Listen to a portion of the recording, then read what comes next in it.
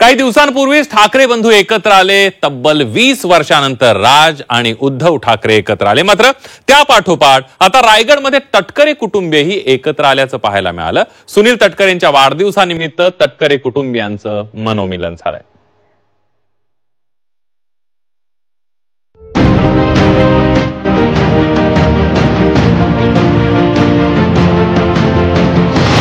आधी पवार, नंतर ठाकरे आणि आता तटकरे कुटुंब एकत्र आले।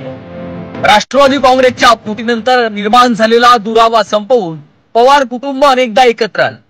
त्यानंतर तब्बल 20 वर्षांनंतर राज आणि उद्धव ठाकरे एकत्र आले आणि आता सर्व मतभेद बाजूला ठेवून रायगडमध्ये तटकरे कुटुंबीय देखील एकत्र आल्याचं पाहायला मिळालं।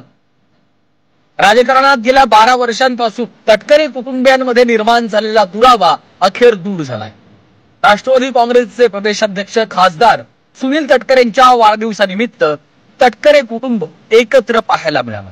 एकेकाळी एकत्र असणारं तटकरे कुटुंब राजकीय मतभेदांमुळे एकमेकांचे राजकीय वैरी बनले होते।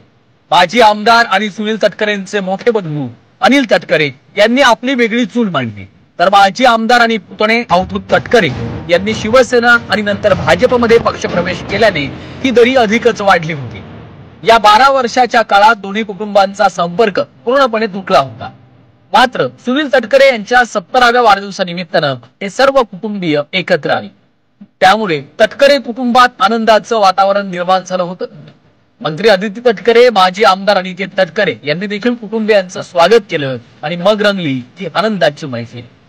तर अखेर कुटुंब एकत्र आल्याचा आनंद असल्याचं अनिकेत तटकरे यांनी म्हटलं। तटकरे साहेबांचा 70वा वाढदिवस आहे, त्या निमित्ताने सर्वच तटकरे कुटुंबीय मित्रपरिवार हे सर्वच एकत्र आले आणि त्या निमित्ताने एक कौटुंबिक सोहळा 70 वर्ष पूर्ण झाल्याचा आम्ही सर्वांनी मिळून साहेबांचा साजरा केला। त्या निमित्ताने सर्वजण एकत्र आले, त्याचा आनंद आहे। महाराष्ट्राच्या राजकीय सभ्यतेचे दाखले देशभर दिले जातात। राजकीय मतभेद असले तरी कुटुंब एकत्र ठेवणं ही राज्याची राजकीय संस्कृती आहे। गेल्या काही दिवसांपासून याच राजकीय संस्कृतीचं दर्शन होताना दिसत आहे। त्यामुळेच राजकीय मतभेद असतानाही पवार, ठाकरे आणि आता तटकरे कुटुंब एकत्र येताना पाहायला मिळतंय। ब्युरो रिपोर्ट, झी 24 तास।